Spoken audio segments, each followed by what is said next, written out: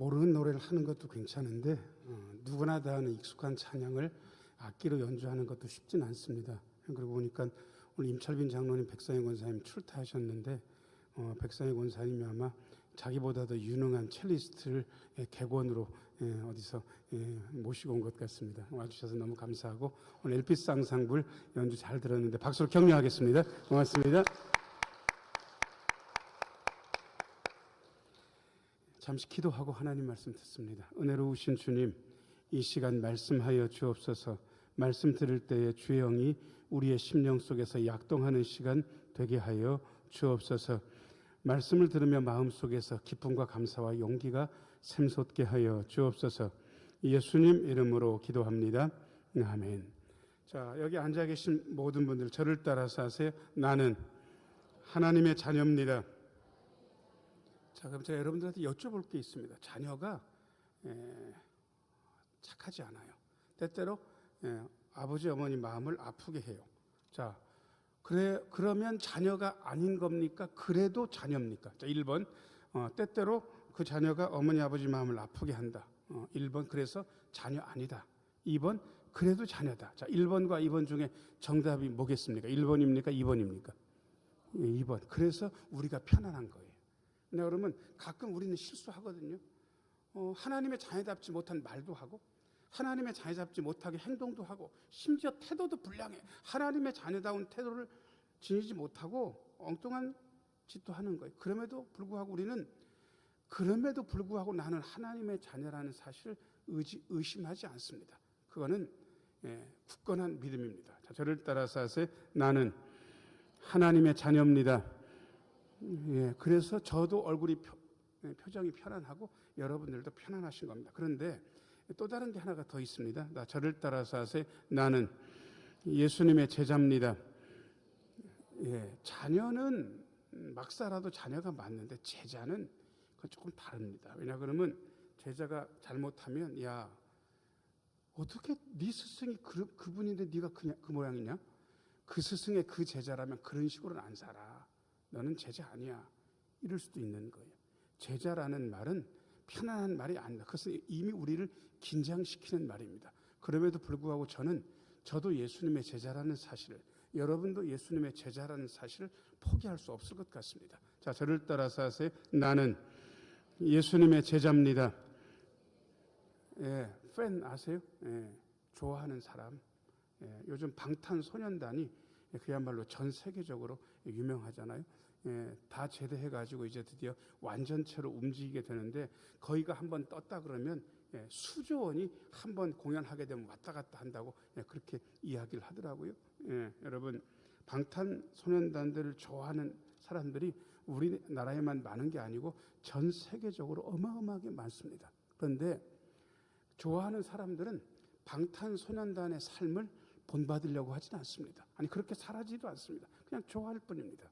자, 그런 좋아하는 사람들이 좋아하는 거하고 우리가 예수님을 좋아하고 따르는 거하고는 같은 선상에서 얘기하면 안 됩니다.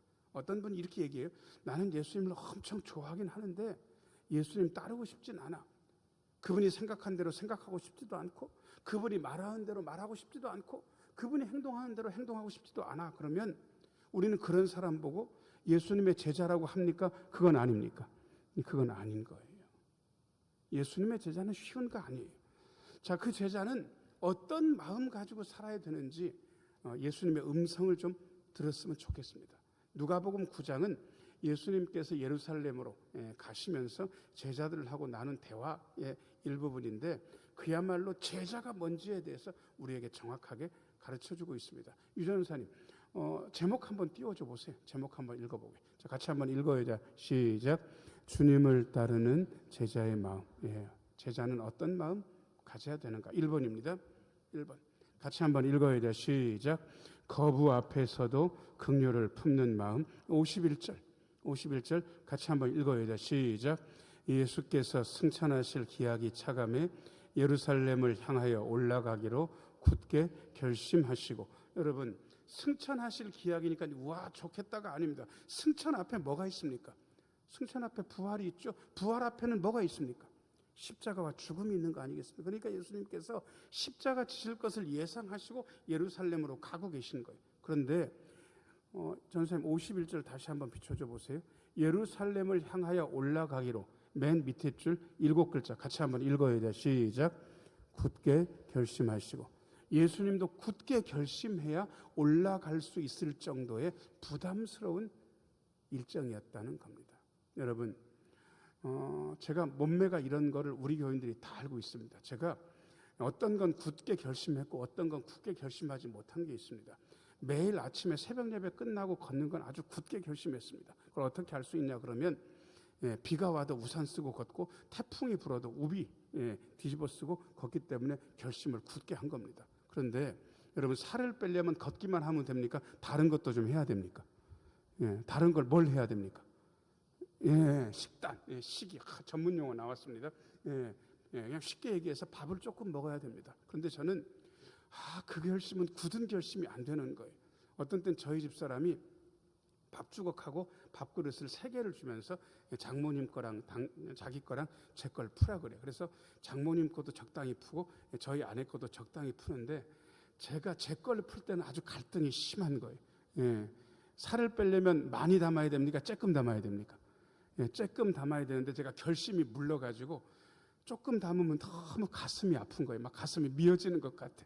그래서 조금 더 담아서 누르고 조금 더 담아서 누르고 그러니까 이게 제가 몸매가 아직까지도 이 정도인 거예요. 맨날 걷는데도 불구하고. 여러분, 제 결심은 밥 앞에서는 굳습니까? 물러집니까? 물러져요. 정 목사 결심 부른 거는 배만 나왔다고 치고, 여러분, 자, 저를 따라서 하세요. 예수님의 제자 되기로 굳게 결심해야 됩니다. 예수님도 십자가 지시기 전에 굳게 결심하셨습니다. 자, 52절 같이 한번 읽어야 돼. 시작. 사자들을 앞서 보내심에 그들이 가서 예수를 위하여 준비하려고 사마리아인의 한 마을에 들어갔더니, 갈릴리에서 유대로 가려면 직통으로 가려면 사마리아 통과해야 되고, 사마리아인 이 개 같은 것들 싫다 그러면 돌아서 가야 되거든요. 그런데 예수님은 직통으로 가고 계신데 이 사마리아하고 원래 예수님 관계가 좋거든요. 수가성 여인한테 큰 가마를 주시고 사마리아에서 부흥회도 많이 하셨기 때문에 사마리아 사람들 예수님 나빠하지 않는단 말이에요. 그런데 이번에는 좀 다른 거예요. 53절 같이 한번 읽어야 돼. 시작. 예수께서 예루살렘을 향하여 가시기 때문에 그들이 받아들이지 아니하니. 예수님께서 지금 사마리아가 종착입니까? 예루살렘을 향해서 가십니까?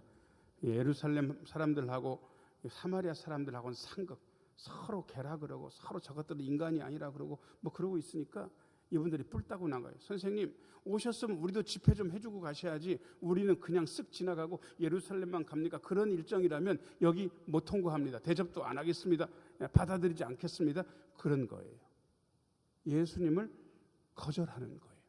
자, 그러니까 제자 야고보와 요한이요, 열받았어요. 소위 우리말로 빡쳤어요. 54절 같이 한번 읽겠습니다. 시작. 제자 야고보와 요한이 이를 보고 이르되 주여, 우리가 불을 명하여 하늘로부터 내려 저들을 멸하라 하기를 원하시나이까. 아마 욕설도 듣고 대접도 안 하겠다 그러니까 야고보와 요한은 원래 성격이 불같거든요. 그러니까 예수님한테 뭐라고 이야기하냐면, 선생님, 저것들이 그러고 있습니다. 제가 기도하겠습니다. 선생님, 불을 내려가지고 저놈의 마을을 아주 불사지르도록. 여러분, 지금 야고보와 요한이 잘한 겁니까? 잘 못하고 있는 겁니까? 잘한 거예요? 잘한 거냐고. 대답을 해보세요. 그럼 1번 잘했다, 2번 이건 아닌 것 같다, 2번. 자, 1번과 2번 중에 정답이 1번입니까? 2번입니까? 2번. 꼭 객관식을 내야 대답을 하시는 이 병폐를 어떻게 하면 좋겠습니까? 여러분, 열받은 거예요. 그래서 불사질렀으면 좋겠다고 이야기하고 있는 거예요. 여러분, 이게 지금 제자의 마음이 바뀌는 맞습니까? 왜 그렇게 열받은 겁니까? 왜 애들 말로 그야말로 빡친 겁니까? 예수님께서 이 마음을 어떻게 하셔야 되겠습니까? 55절 말씀 읽어보겠습니다. 55절 같이 한번 읽어야 돼. 시작. 예수께서 돌아보시며 꾸짖으시고 56절 함께 다른 마을로 가시니라. 55절 보겠습니다. 야, 니들 말이 옳다. 나도 저것들은 내가 지나갈 수도 있는 거지. 왜 저렇게들 하는지 나도 모르겠다. 야, 나도 기도할 테니까 다 불사질러 버렸으면 좋겠다. 뭐 이런 식으로 하지 않으십니다. 여러분, 예수님도 서운하긴 하셨을 텐데, 거절당하니까 속상하긴 하셨을 텐데 왜 그러십니까? 제자들의 반응과 왜 사뭇 이렇게 다른 겁니까? 자, 저를 따라서 하세요. 거부 앞에서도 긍휼을 품어야 됩니다. 자, 여러분, 자, 제가 목사예요. 자, 우리 교인들이 많잖아요. 야, 제가 목회를 하고 있는데 모든 분들이 저를 다 좋아하고 지지하고 칭찬하겠습니까? 또 그건 아니겠습니까? 아니, 여러분들이 좋아하니까 뭐 다 좋아할 것 같으세요? 다시 모르게 또 1번, 2번으로 대답을 하려나 보다. 자, 1번, 정 목사가 목회를 열심히 하니까 우리 교인들은 다 정 목사를 좋아하고 지지하고 사랑하고 칭찬해 준다. 1번. 아니, 정 목사가 아무리 열심히 해도 어떤 분들은 정 목사 보고 잘못하는 게 있다 그러고 싫어하기도 하고 어떤 미워할 수도 있을 것이다. 2번. 자, 1번과 2번 중에 정답이 뭡니까? 2번이에요. 2번이라고. 그게 무슨 문제가 됩니까? 제가 하나님의 일을 하는데 모든 사람이 저를 좋아해 준다고 제가 왜 그렇게 기대해야 됩니까? 그거 아니잖아요. 공자님한테 제자들이 물었습니다. 선생님, 어떤 마을에 사람들이 꽤 많이 사는데 그 마을 모든 사람들이 싫어하는 사람이 있는데 그 싫어하는 그 사람은 좋은 사람일까요? 나쁜 사람일까요? 여러분 대답을 해보세요. 모든 사람이 다 싫어요. 그분은 좋은 사람, 나쁜 사람. 모든 사람이 싫어하면 그 사람은 나쁜 사람 맞아요. 그러면 나쁜 사람일 것 같다. 또 제자들이 뭐래? 그럼 선생님, 마을 사람들이 몽땅 다 좋아하면 그 사람은 좋은 사람입니까? 나쁜 사람입니까? 그러니까 모든 사람이 좋아하니까 제자들은 좋은 사람이라고 할 거라고 선생님이 그렇게 대답할 거라고 생각했는데 선생님이 아니라는 거예요. 야, 모든 사람이 좋아하는 사람은 없어. 그 사람은 자기도 속이고 남도 속이는 거야. 좋은 사람 아닐 거다. 그럼 선생님, 어떤 사람이 좋은 사람입니까? 마을에서 어떤 사람은 그를 싫어하고 어떤 사람은 그를 좋아하고, 그 사람 정확하게 이야기하면 착한 사람들은 좋아하고 나쁜 사람들은 싫어하는 그 사람이 진짜 좋은 사람이다. 공자 선생님이 그렇게 얘기했어요. 여러분 맞습니까? 맞습니까? 그 얘기가 맞아요. 다 여러분들을 좋아하고 지지하고 칭찬해 줄 거라고 왜 그렇게 기대합니까? 예수님도 못했던 일을, 불가능한 일을 왜 우리는 그렇게 바라고 있는 겁니까? 아니, 사람은 마음 가는 대로 움직이잖아요. 싫으면 반대할 수도 있고, 싫으면 싫은 소리 할 수도 있고, 싫으면 거부할 수도 있는 거지. 그것 때문에 우리가 일희일비하면서 열받으면서 뭐 그렇게 살아야 되는 거겠습니까? 그건 아니에요. 제자의 마음은 그런 게 아니에요. 자, 저를 따라서 하세요. 제자의 마음은 거절과 거부를 당해도 여전히 긍휼의 마음을 품습니다. 예, 여전히 긍휼의 마음을 품는 거예요. 미워하지 않아요. 그게 제자의 마음이라고. 예수님께서 야고보와 요한에게 그렇게 말씀하고 계십니다. 자, 그 다음에 두 번째입니다. 2번 같이 한번 읽어야죠. 시작. 육신적 안락함을 내려놓는 마음. 예, 57절 같이 한번 읽어야죠. 시작. 길 가실 때에 어떤 사람이 여짜오되 어디로 가시든지 나는 따르리이다. 대단히 굳게 결심한 것 같아요. 근데 여러분 아시는 대로 예전 동양, 중근동의 모든 풍습이 다 똑같은데 제자가 스승을 택합니까? 스승이 제자를 택합니까? 그것도 1번, 2번으로 해드려요. 1번 제자가 스승을 택하는 것이다. 2번 스승이 제자를 택하는 것이다. 자, 1번과 2번 중에 어느 게 맞습니까? 2번 스승이 제자를 택하는 게 맞으니까 선생님이 들으시더니 마음에 안 드셨나 봐. 오는 걸음새, 얼굴 표정, 말하는 태도, 옷차림새, 그 모든 것을 예수님이 관찰력이 엄청 좋은 분이니까 다 보셨고 마음에 안 드셨어. 그래가지고 58절 말씀, 58절 같이 한번 읽어야. 시작. 예수께서 이르시되 여우도 굴이 있고 공중의 새도 집이 있으되 인자는 머리 둘 곳이 없도다 하시고. 자, 이 말이 1번 승낙이다, 2번 거절이다. 자, 1번과 2번 중에 여러분들이 골라보세요. 승낙입니까? 거절입니까? 거절. 너 내 제자 못 돼. 하시는 말씀은 조금 달라요. 느낌이. 야, 너 안 되겠다. 나는 너 별로다. 너 가라. 이렇게 얘기한 게 아니고 애둘러 말씀을 하시는 거예요. 여우도 굴이 있어. 공중에서도 둥지가 있잖냐? 나 인자, 나는 머리 둘 곳이 없다. 이 말이 무슨 얘기입니까? 나를 따르는 길은 안락한 길이라고 이야기하십니까? 고생길이라고 이야기하십니까? 고생길이라고 얘기하고 계시는 거예요. 여러분, 예수님의 제자는 안락함을 추구하는 게 아닙니다. 편안하게 살라 그러면 딴 거 하면 됩니다. 근데 예수님은 온 그 제자가 되고 싶어하는 그 사람의 마음을 간파하신 것 같아요. 벌써 지금 예수님이 제자들하고 3년도 넘었을 때 아니겠습니까? 예루살렘을 가는 노중이니까 고생 많이 했습니다. 여러분, 제자들이 밀밭 옆을 지나가다가 손으로 밀 이삭을 훅 하고 훑었습니다. 예전에 여러분들과 저도 했던 짓, 자, 그냥 훑고 땅바닥에 던집니까? 어떻게 합니까? 모르셔? 시골에 안 살아보셨어요? 참 그거 곤란한데 어디 위에 놓습니까? 손바닥 위에 놓은 다음에 그 다음 어떻게 합니까? 바로 입으로 들어갑니까? 이게 손으로 몇 번 비빕니까? 비벼요. 그 다음에 그냥 바로 들어갑니까? 또 한 번 불어야 됩니까? 이렇게 불어요. 그 다음에 입에 털어 넣는 거예요. 이게 거의 우리의 본능에 배인 동작이. 여러분, 예수님의 제자들은 왜 그랬을까요? 1번 추억팔이 하느라고 그랬다. 2번 진짜로 배고파서 그랬다. 1번과 2번 중에 어느 겁니까? 진짜로 배고파서. 진짜로 배가 고팠어. 요즘은요, 나달 훑어먹는 사람이 없습니다. 왜? 배부르거든요. 그런 걸 못 알아먹는 맛도 없는데. 여러분, 고생길. 제자들의 길은 고생길.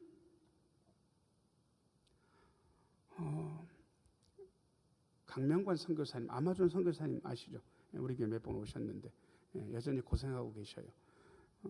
3, 4년 만에 오시는데 제가 순번 받느라고 장로님들한테 다 말씀드리지도 못하고 빨리 하지 않으면 한 달 정도 있다 가시는데 우리 교회 올 시간이 없습니다. 좋은 분인 줄 아니까 막 서로 모신다고 그래가지고.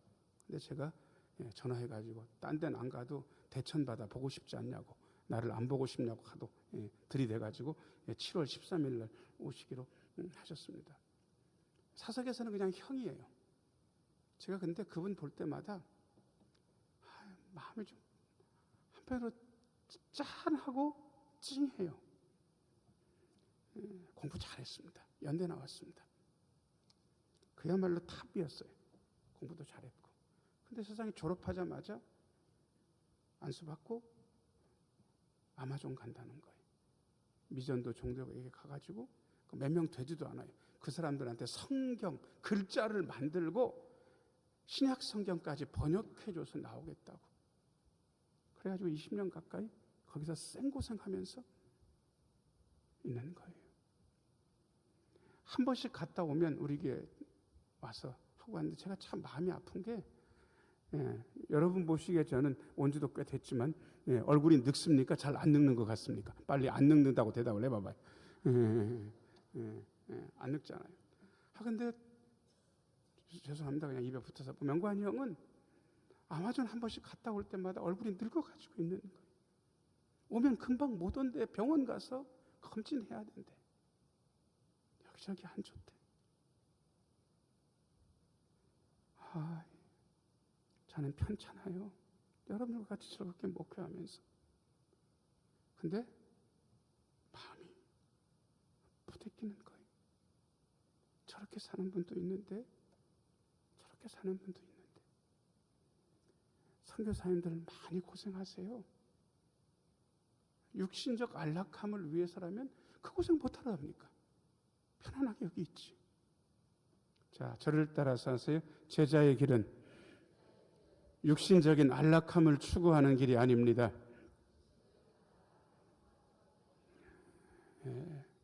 제자는 그렇게 사는 거예요. 그래서 사역, 적어도 하나님의 자녀라는 생각만 하지 않고 예수님의 제자라는 생각을 딱 가진 그 순간부터 사명 위에서 편안함을 포기할 수 있어야 제대로 할 수 있습니다. 자, 저를 따라서 하세요. 사명을 위해서 편안함을 포기합니다. 쉬운 얘기 아닙니다. 우린 인생이 편하기를 원하잖아요. 나뿐만 아니라 내 자녀들도 편했으면 좋겠잖아요. 통장 잔고는 줄어들지 않았으면 좋겠잖아요. 몸은 안 아팠으면 좋겠잖아요. 누가 나한테 싫은 소리 안 했으면 좋겠잖아요. 아니, 그걸 추구하는 게 나쁜 마음이란 뜻은 아닙니다. 그런데 진짜 사명을 위해서라면 안락함을 내려놓을 수도 있어야 되지 않나라는 생각을 하게 되는 거예요. 제자의 마음. 그 다음에 세 번째입니다. 세 번째. 같이 한번 읽어야 시작. 하나님의 나라를 최우선하는 마음. 59절 말씀. 59절. 같이 한번 읽어야 시작. 또 다른 사람에게 나를 따르라 하시니 그가 이르되 나로 먼저 가서 내 아버지를 장사하게 허락하옵소서. 여러분, 아버지 돌아가시고 장례 치르는 일이 여러분 중요하지 않은 일입니까? 중요한 일입니까? 중요한 일이죠. 이거 중요한 일 맞아요. 이것처럼 중요한 일이 어디가 있습니까? 그런데 예수님께서 그 사람은 마음에 드신 것 같아요. 그러니까 나를 따르라, 내 제자가 되라. 그러니까 저 아버지 장사하고 다시 오겠습니다. 그렇게 얘기한 거예요. 그러면 여러분 얼른 가서 장례 잘 치르고 그때 와라. 꼭 와야 된다. 뭐 이렇게 하시면 될 것 같은데 60절 말씀.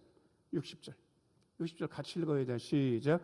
이르시되 죽은 자들로 자기의 죽은 자들을 장사하게 하고 너는 가서 하나님의 나라를 전파하라 하시고. 여러분 60절 첫 부분은 해석이 좀 필요합니다. 앞에 죽은 자들은 실제로 죽은 겁니까? 영적으로 죽은 거 얘기하는 것 같습니까? 영적으로 죽은 자들로 하여금 자기의 죽은 자, 육신적인 죽음을 죽은 자들을 장사하게 하고 너는 가가지고 하나님의 나라를 전파해야 된다 얘기하고 계시는 거예요. 여러분, 예수님이 좀 냉정합니까? 부모님 장사도 못하게 할 만큼 그렇게 냉정하신 분이냐고요? 아니에요. 적어도 이 맥락에서만큼은 냉정하신 예수님이 아니라 우선순위에 대해서 말씀하고 계십니다. 자, 저를 따라서 하세요. 예수님께서 하나님 나라가 우선이라고 말씀하십니다. 어느 순간에는 선택할 때가 오는 거예요. 제가 참 선교사님들, 외국에서 힘든 사역하시는 분들 보는데 여러분 부모님이 위독하다고 해서 와집니까? 잘 못 오게 됩니까?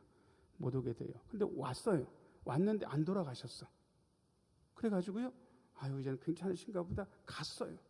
갔는데 가가지고 일주일 때도 안 돼가지고는 위독하시다고 오라는 거예요. 여러분 와지겠습니까? 못 오겠습니까?